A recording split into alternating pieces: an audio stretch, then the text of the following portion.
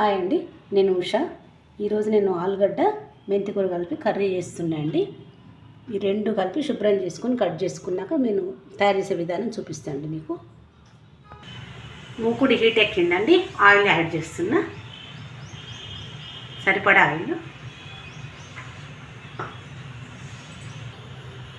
Oil heat ఎక్కిందండి, పోపు గింజలు వేస్తున్నా.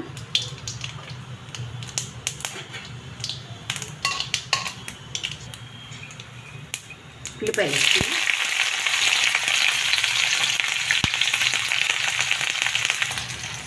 పసుపు అండి.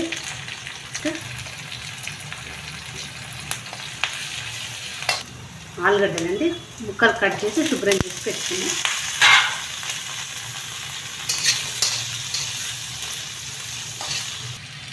ఆలుగడ్డ మగ్గిందండి. ఈ ఆకుకూర నేను బాగా కడిగి శుభ్రం చేసి సన్నగా కట్ చేసి పెట్టుకున్నా. ఇందులో ఎక్కువ వాటర్ ఉండకూడదండి.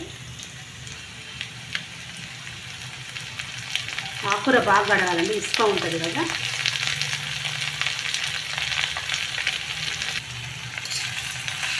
కొద్దిగా వేగనిద్దామండి.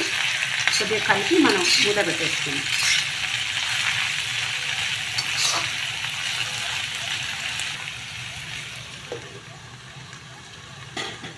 కూర వేగిందండి. కారం వేసుకుంటున్నా, 1 టేబుల్ స్పూన్ కారం, తగినంత సాల్ట్, కొద్దిగా ధనియాల పొడి, కొంచెం కొబ్బరి పొడి. కారం కావాలంటే కొంచెం యాడ్ చేసుకోవచ్చు అండి, తినేవాళ్ళు అయితే. లేకుంటే మామూలుగా వేసుకోవచ్చు మీడియం.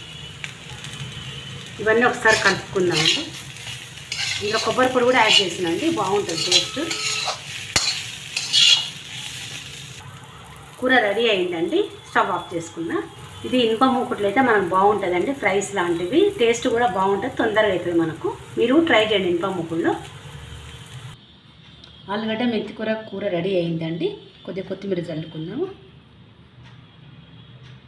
ఇది మీకు నచ్చినట్టయితే లైక్ చేయండి, షేర్ చేయండి, సబ్స్క్రైబ్ చేయండి. థ్యాంక్ యూ అండి.